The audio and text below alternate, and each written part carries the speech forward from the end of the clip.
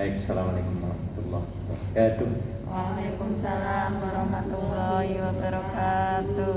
Alhamdulillah, wassalatu wassalamu ala rasulillah Sayyidina Muhammad bin Abdullah wa ala alihi wa sahbihi wa ala wa la hawla wa la quwwata illa billah amma ba'd.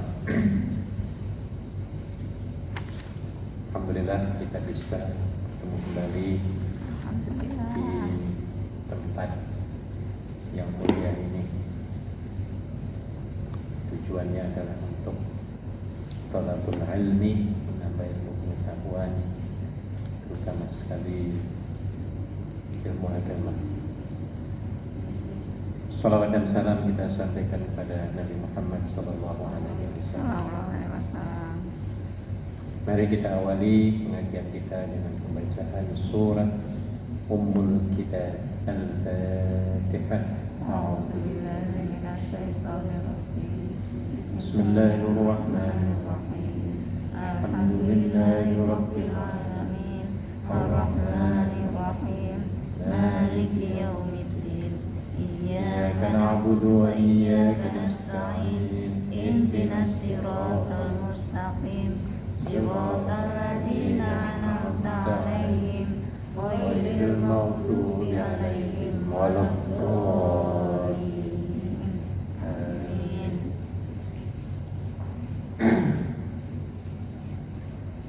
Minggu yang lalu kita telah membahas hadis yang ketiga, yaitu tentang rukun Islam. Ya, Bu. Ya. Hari ini insya Allah kita teruskan dengan hadis keempat.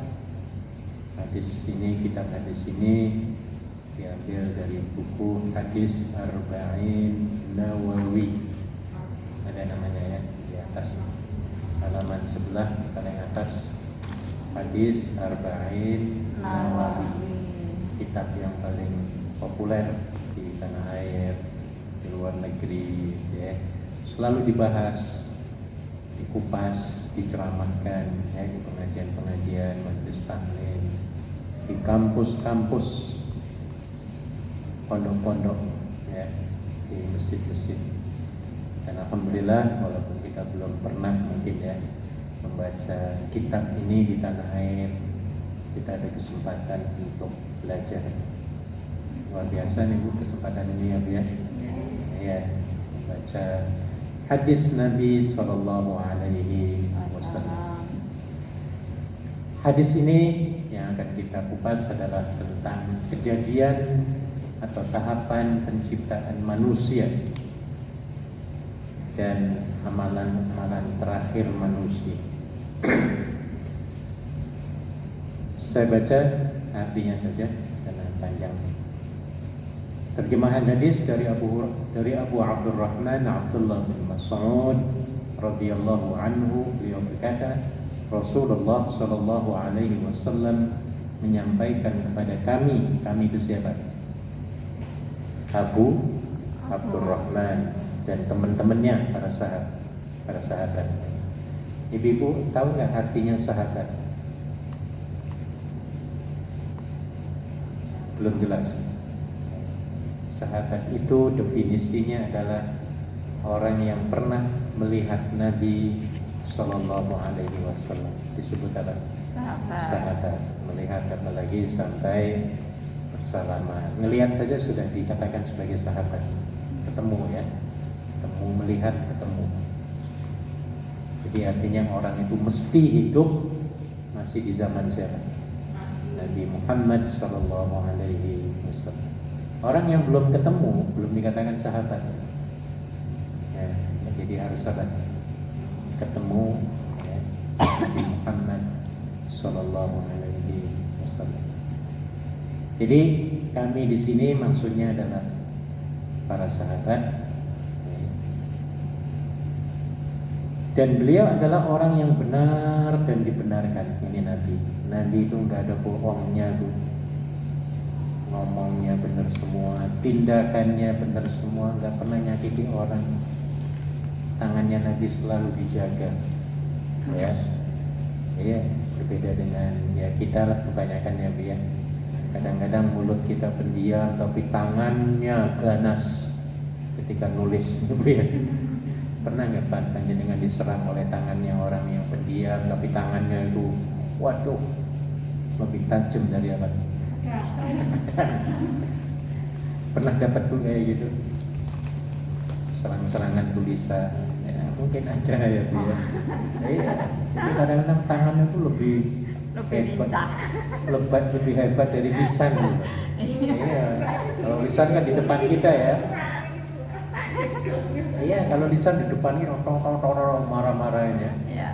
Nah, tapi ada yang lebih sakit lagi. Kita Iya. buka WhatsApp, isinya waduh, nusuk-nusuk sampai nggak bisa tidur ya Bu ya. Wah, sampai kayak kesetanan kita. Malamnya ya Bu ya, nggak bisa tidur. Makanya ibu-ibu, apapun kita harus mengendalikan diri ya. Kemarin saya ada aduan dari orang Hongkong sini. Sebenarnya ya dia nggak tahu orang emosi ya. Orangnya sudah berusia mungkin 65 ke atas.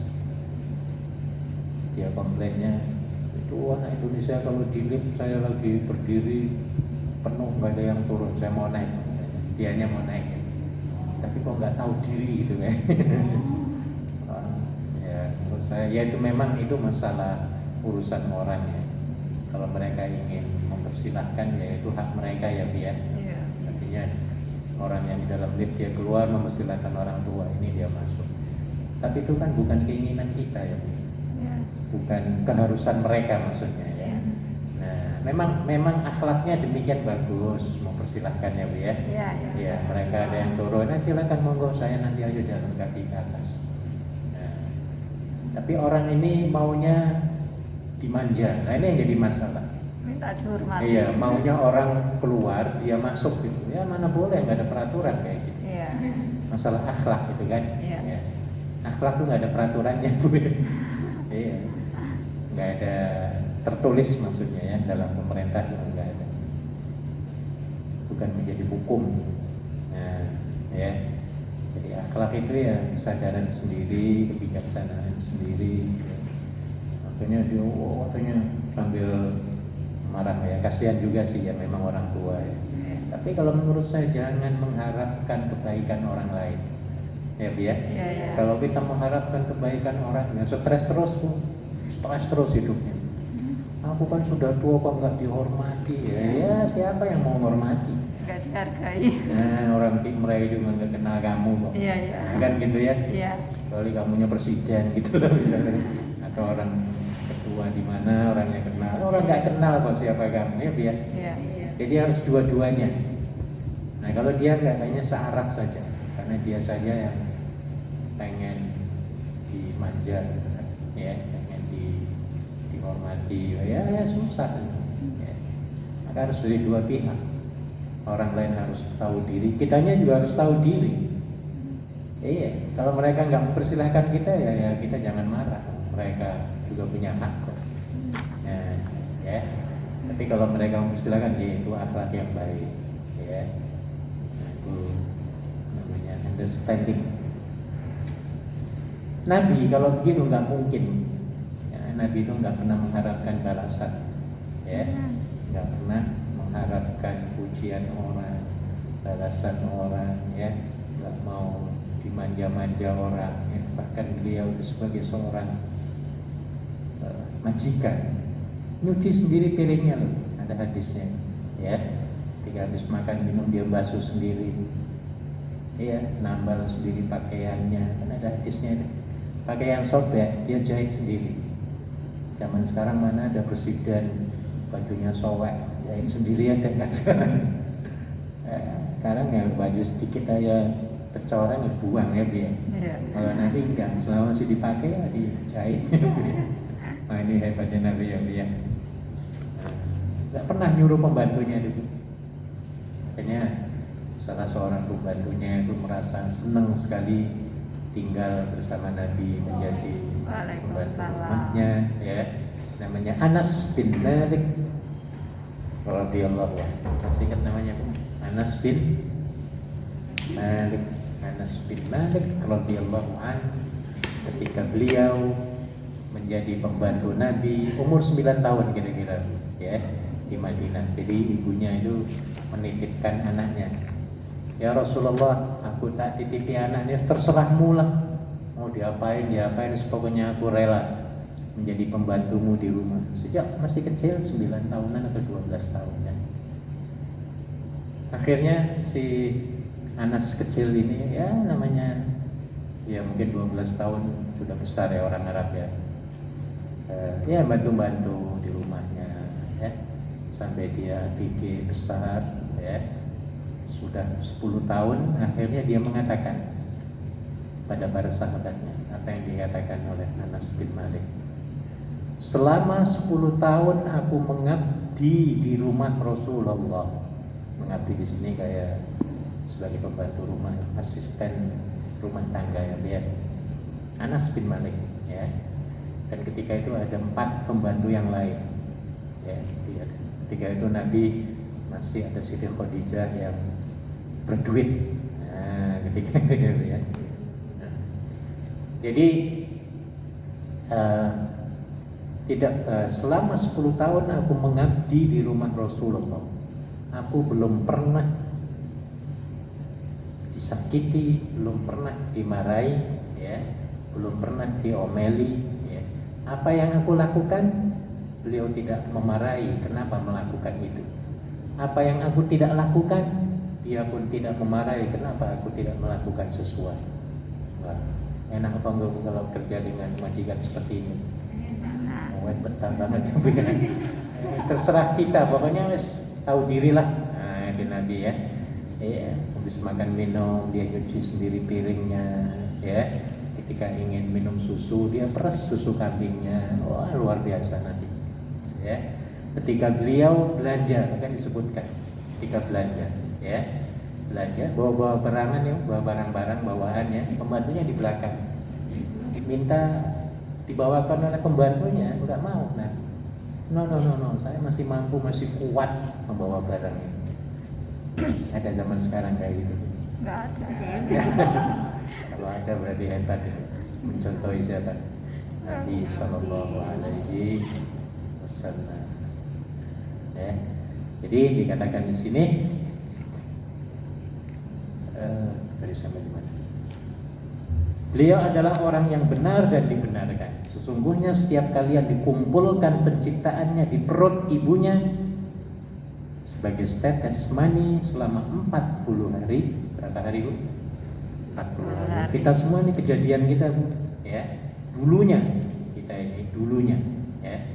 Dulunya kita ini berada di perut ibu kita yang berbentuk setetes air mani yang bertemu dengan apa? Sel ataupun ovum ya. Selama berapa hari? 40 hari.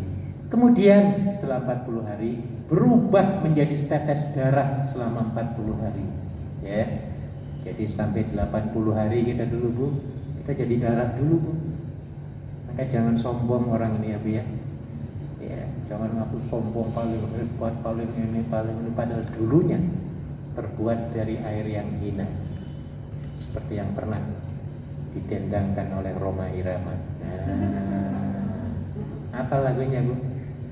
Setetes air yang hina. Lupa saya nyanyinya ya. Jadi jangan sombong karena kita dulunya diciptakan dari apa?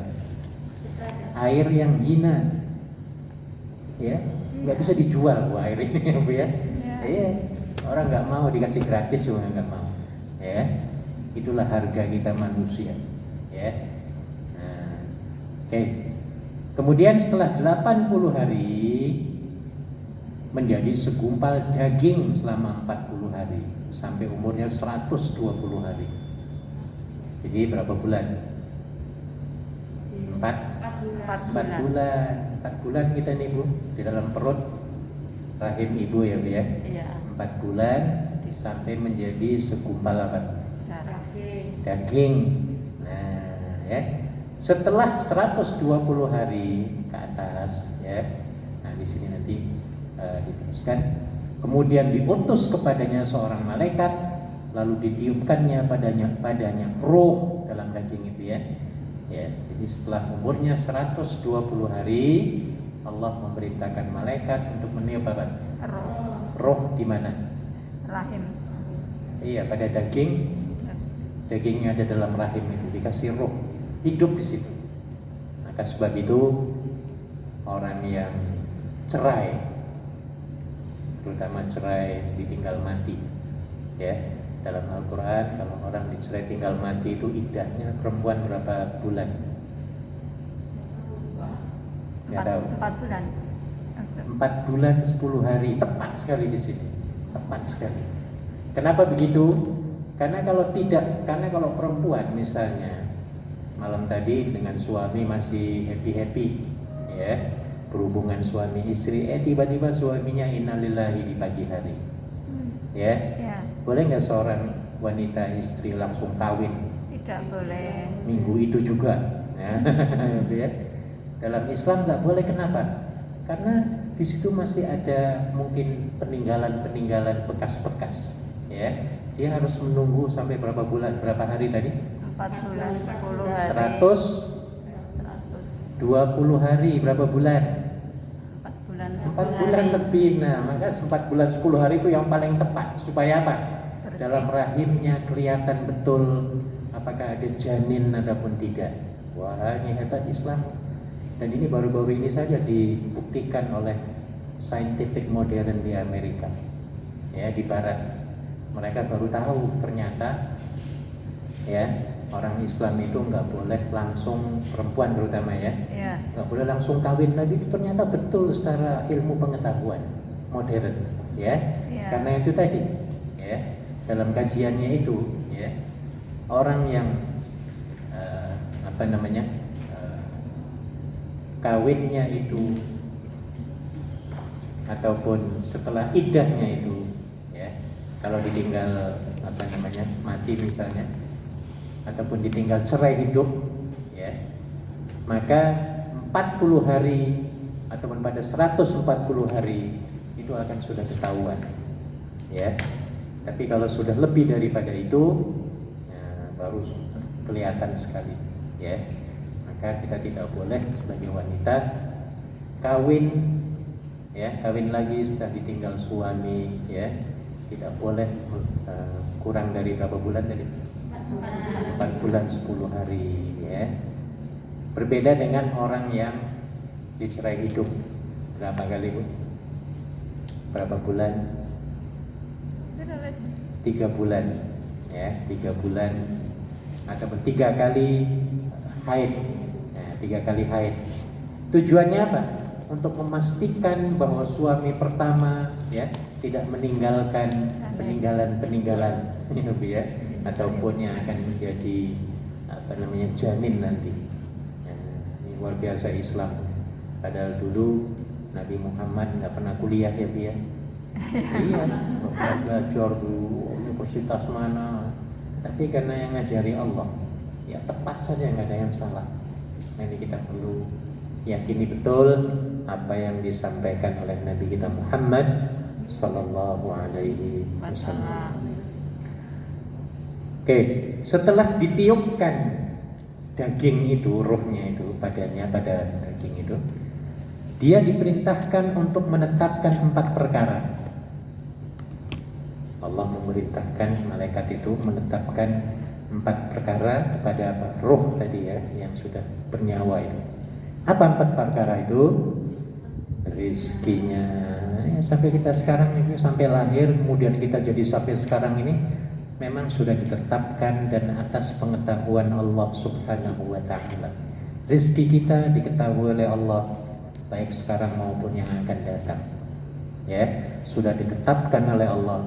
Kewajiban kita adalah i'malu, kata Nabi, ya. Ada seorang sahabat bertanya, ya Rasulullah, kalau begitu kita nggak boleh kerja keras dong, nunggu saja takdir Tuhan. Nah, takdir, ya. Akhirnya Nabi menjawab, no, i'malu, bekerjalah, berjuanglah dan berjuanglah. Ya, dalam surat apa kemarin dibaca, Yusuf kalau nggak salah, ya. Dikatakan, ibu mungkin hafal, ya, artinya. Innallaha la yughayyiru ma biqaumin hatta yughayyiru ma bi anfusihim. Sesungguhnya Allah tidak akan merubah nasib sesuatu kaum sehingga kaum itu sendiri yang merubah apa? Nasib mereka sendiri. Jadi harus apa? Bekerja keras. Jadi kita tidak tahu takdir Allah itu, kita nggak tahu, hanya Allah yang tahu. Ya, kewajiban kita tadi apa? Ikhtiar, kerja keras, berjuang ya, biar. Nah, adapun masalah hasil Allah yang menentukan nanti. Itu rizkinya kita beda-beda, Bu. Allah itu memberikan rizki kepada hambanya itu ada yang dilebihkan, ada yang dikurangkan, ya. Bahkan ada yang gajinya sama tetapi hasilnya beda-beda. Apa maksudnya? Maksudnya begini. Ada nggak di sini yang sudah kerja 5 tahun? Lebih. Katakan 5 tahun lah. Ini semua 5 tahun semua ya. Setelah 5 tahun kan hasilnya beda-beda ya, Bu ya. Yang panjenengan punya rumah 5 tahun misalnya ya, punya mobilnya 10, punya bebeknya 5.000 ya, kambingnya 15 kandang misalnya ya. Oh, macam-macam semua nih, beda-beda ya, Bu ya. Ya memang Allah sudah tentukan seperti itu. Karena kalau rezeki itu sama semua, Bu, nggak ada kompetisi. Orang kaya semua. Ada nggak yang mau nandur padi? Oh, nggak mau. Nggak mau. Yang buang-buang sampah, wah nggak mau lah. Aku mau berleha-leha. Nah, ya. Makanya Allah lebihkan rezeki. Ya Allah tentukan. Nah, kita harus meyakini hal ini ya, biar kita jangan bersifat jealous. Apa jealous itu? Cemburu. Nah, ada teman kita gajinya dinaikin 1.000, kita yang meriak-meriak. Jangan ya, biar. Nah, sudah, alhamdulillah saja. Alhamdulillah teman aku gajinya dinaikin. Mudah-mudahan aku juga dapat. Nah, kayak gitu loh, Bu. Ya, tapi ada juga teman yang sebaliknya ya, biar. Iya. Melihat temennya bajunya baru mahal, oh dia langsung panas dingin. Ada, Bu? Ya mungkin ada ya, Bu ya. Ada temennya yang ngajinya enak, oh malah dia nggak bisa tidur. Ada, Bu. Nauzubillah ya, supaya kita terhindar dari sifat-sifat ini. Jadi rizki sudah ditentukan Allah dan atas pengetahuan Allah. Yang kedua apa? Ajal itu Allah yang tahu, ya. Cuma kita berusaha saja, ikhtiar bagaimana supaya umur kita panjang. Dan untuk mendapatkan panjang umur itu sudah disampaikan oleh Nabi, ada tip-tipnya, ya. Riwayat Imam Bukhari, Muslim dijelaskan, ya. Barang siapa yang ingin dipanjangkan umurnya dan dimurahkan rezekinya, maka hendaklah dia hobi bersilaturahim. Ya. Jadi kita tidak boleh berpangku tangan. Pengen panjang umur, ya harus bersilaturahim, ketemu teman. Kalau ketemu teman kan enak, Bu ya.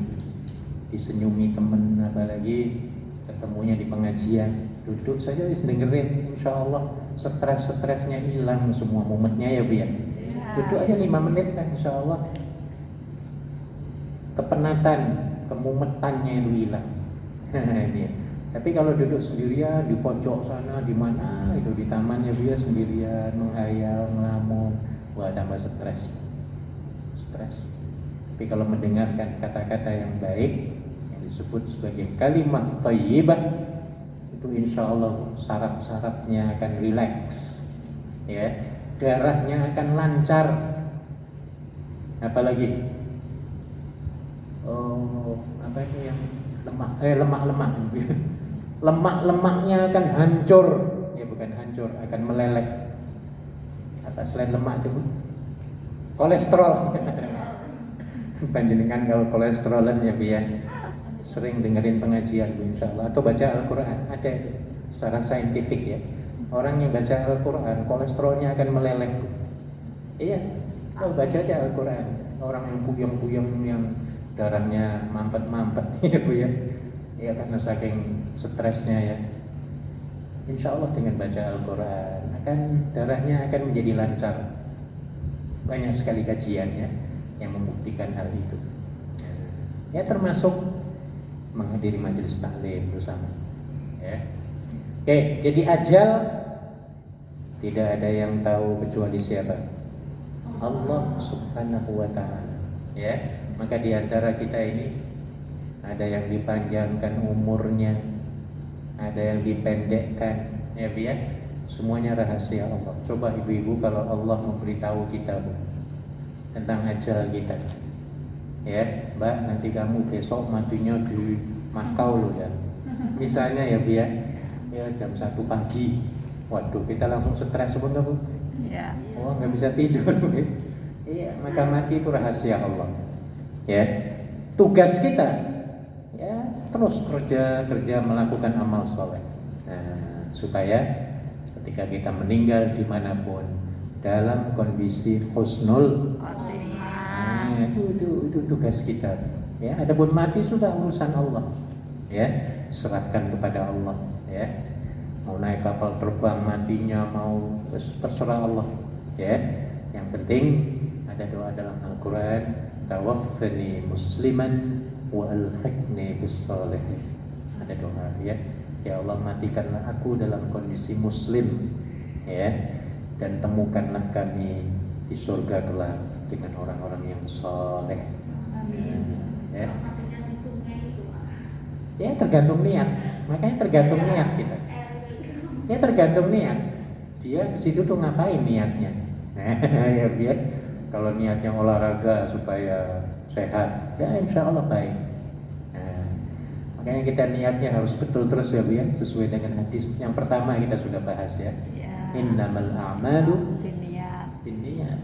Ya, seseorang nih mau ke Makau,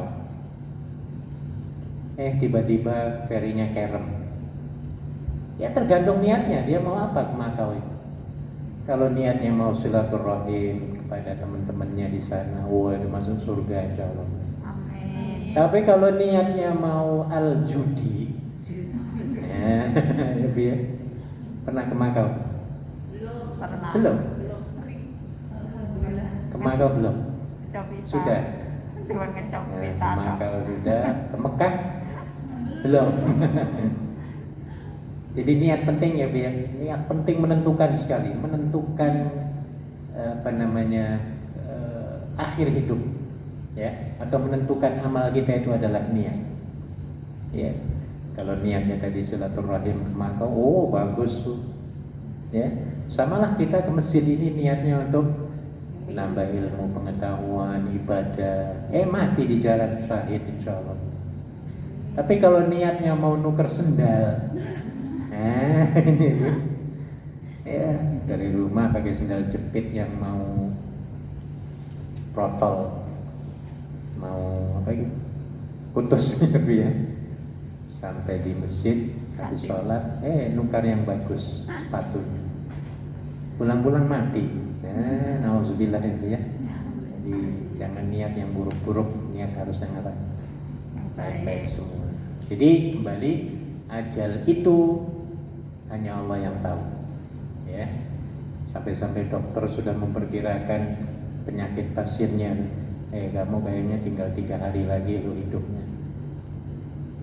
Tapi setelah 3 hari malah sampai 30 tahun masih hidup. Ya Bu ya. Iya, jadi sulit, kita manusia nggak bisa menentukan. Ya, ada orang yang pengen mati di Madinah, ada orang Indonesia hampir tiap bulan itu, tiap 3 bulan ya, pergi umroh. Ya, ingin matinya di mana? Di Madinah, nggak mati-mati, setahun setiap hari usaha nggak mati-mati, matinya di Madiun. Sampai begitu, memang susah, ya. Susah, mati itu urusan Allah semua. Kita nggak tahu matinya kayak apa, ya dia di mana, kapannya, ya. Yang penting sekarang ini kita mempersiapkan diri, ya, bekal untuk apa? Kematian. Itu, ya, dikatakan oleh Nabi, ya, bahwa orang yang bijak dan cerdas itu adalah orang yang ingat akhirat atau ingat kematian, dan mempersiapkan diri untuk kematian. Oh, itu orang yang hebat. Orang yang memikirkan kematian itu orang paling hebat. Kalau hanya memikirkan dunia saja belum hebat. Orang bikin kapal terbang, itu menurut Nabi belum hebat. Kenapa?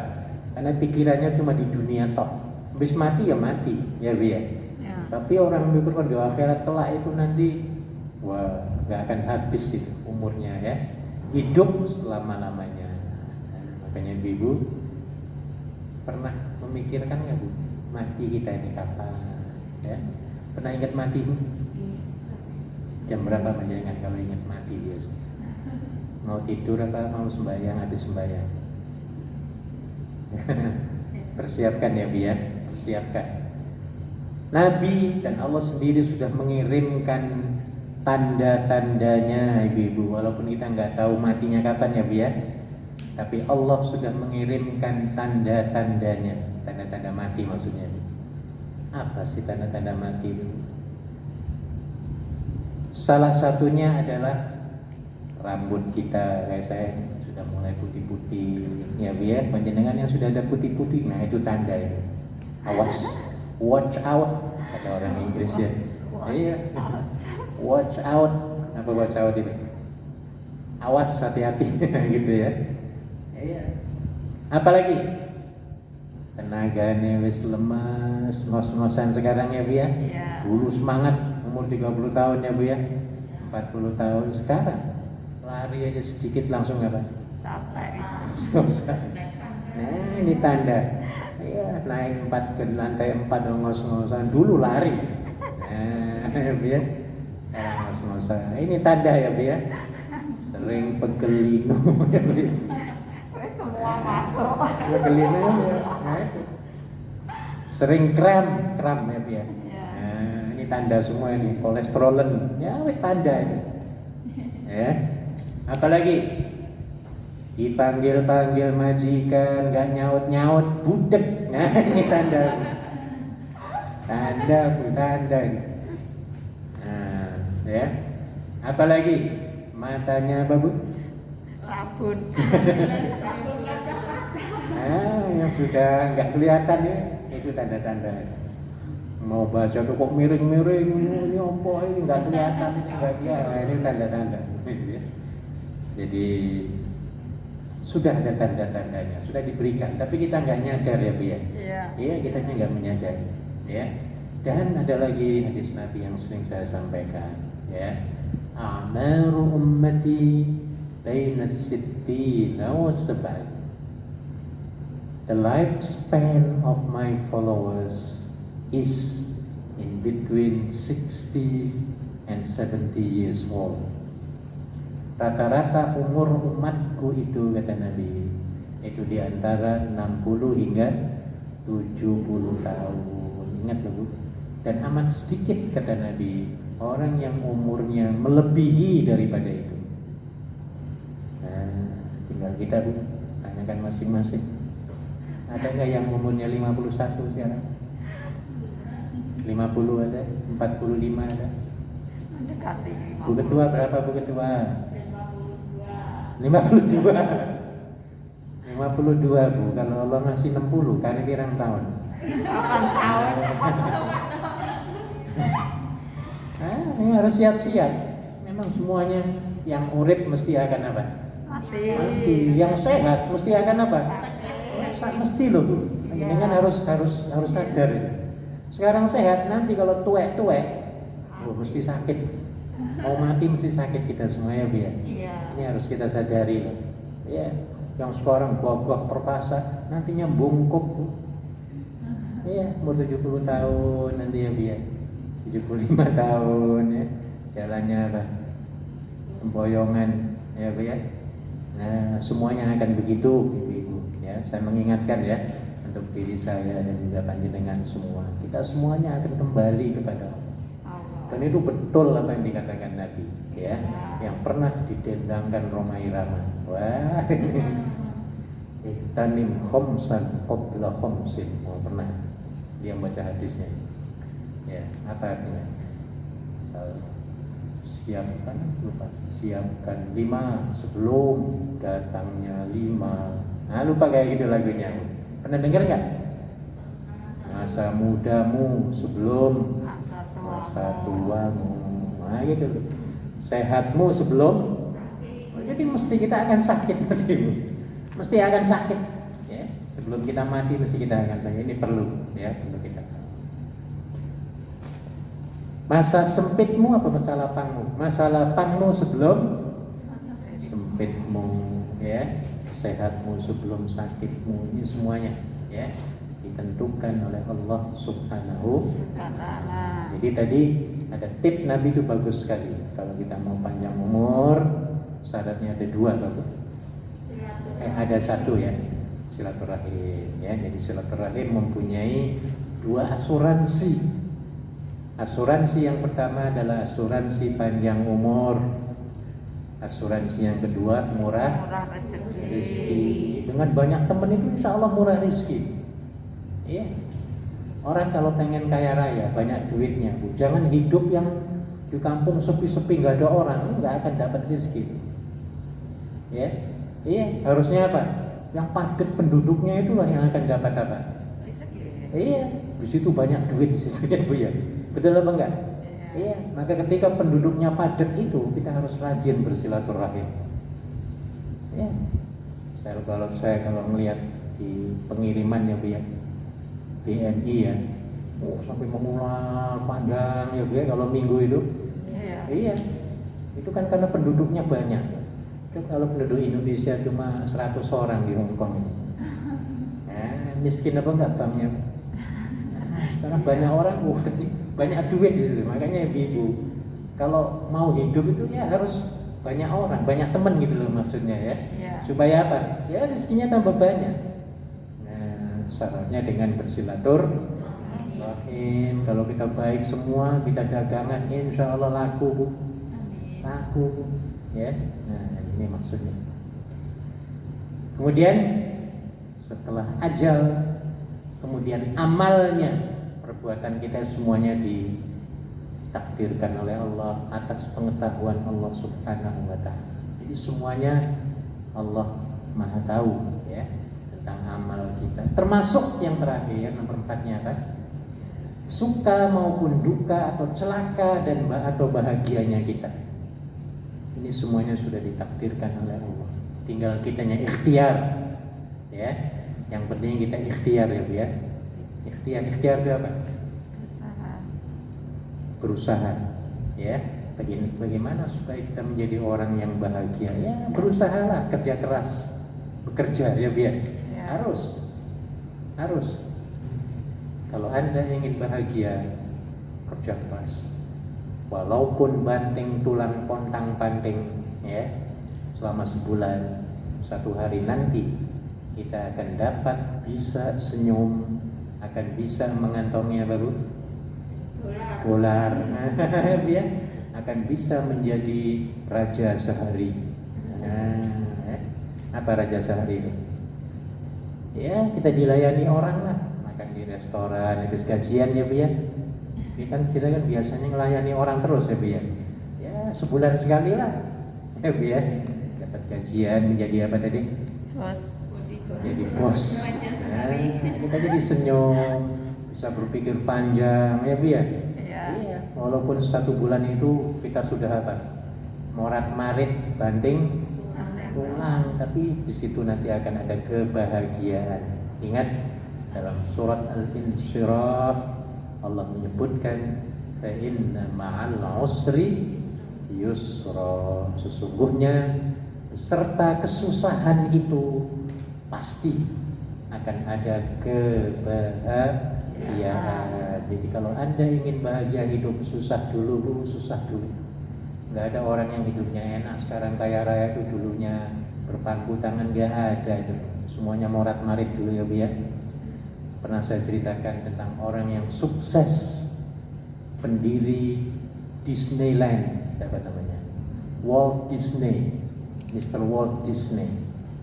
Hanya dengan tahu siapa pendiri KFC, orang susah semua dulunya, Bu. Orang susah, ya. Ya, Walt Disney itu nggak punya duit. Mau pinjam sampai melamar pinjaman itu ngirimi proposal sampai 302 kali baru dia berhasil. 302 kali itu gagal minta bantuan ya Bu ya. Yang bikin surat ke bank, katakanlah bank apa di Indonesia ya, bank BRI, suratnya diberikan ke bosnya, dibuang suratnya. Kamu nih gila mau bikin proyek besar gini kok begini. Nah, akhirnya dia pulang lagi, tapi dia nggak putus asa, ya. Dia memperbaiki lagi proposal, besoknya dikirim lagi ke bank yang lain. Oh, di ejek-ejek lagi, ya ditolak lagi, tapi dia terus, ya. Sampai berapa ratus kali? 302 kali baru dia diterima proposalnya. Wah, hebat apa enggak Bu? Iya. Mampu apa enggak kita Bu? Kita kayaknya sekali dua kali langsung malu ya Bu ya. Langsung down. Apa down itu Bu? Bisa aku males lah, bisa aku balik kampung aja lah, aku tani. Nah, kan gitu ya Bu ya? Iya, tapi orang yang maju, orang yang berhasil, no way. Ya, seperti semut ingin naik ke atas pohon pokok, ya pohon, jatuh sampai 100 kali, ya 2 kali jatuh, naik lagi, 3 jatuh lagi ya Bu ya, sampai berapa ratus? 100 kali dia sampai ke atas, ya. Dan untuk memulai naik harus dimulai dari tangga pertama. Panjenengan mau naik ke lantai 50, nggak ada liftnya Bu, ya. Sementara di lantai 50 di situ ada emas 7 ton, 7 kilo lah yang banyak-banyak, ya. Ayo silakan ambil. Nah, kalau panjenengan ini juga 200 tingkat yang nggak mampu, kalau ngomongnya gitu ya nggak dapat. Maka harus dimulai dari one step, kata Konghucu. Nah, ya, dimulai dari one step. Apa one step itu? Langkah pertama. Satu langkah dulu lah, nanti besok aku manjat yang kedua. Gitu ya. Besok lagi aku manjat yang ketiga. Ataupun satu hari 10 tangga lah, 10 step. Nah, kalau 200 tinggal berapa hari lagi kan begitu ya. Jadi harus dimulai dari awal. Panjenengan nggak bisa baca Al-Quran, ya mulai dari alif bata, itu step yang pertama. Kalau aku malas terus tuwek-tuwek kayak gini wis nggak mungkin aku bisa baca, ya nggak dapat. Tapi kalau sudah dimulai ya Bu ya, ternyata jalannya gampang. Jadi harus dimulai dari step one. Tadi step apa? Langkah, ya. Langkah yang pertama harus. Baik, kita teruskan sedikit lagi. Tadi mana Bu? Celaka dan bahagianya kita sudah diatur semua oleh Allah, ya. Demi Allah yang tidak ada ilah selainnya, sesungguhnya di antara kalian ada yang melakukan perbuatan ahli surga hingga jarak antara dirinya dan surga itu tinggal sehasta saja, dekat ya. Akan tetapi telah ditetapkan baginya ketentuan, dia melakukan perbuatan ahli neraka, maka masuklah dia ke dalam neraka. Contoh begini Bu, ada orang ahli ibadah ya Bu ya, siang malam puasanya terus ya, sunnah-sunnahnya. Ketika dia mau meninggal, tinggal 1 hari ya, dia menjadi sombong ya, pada orang-orang lain, menganggapnya rendah semua ya. Tiba-tiba mati. Nah, matinya mati apa?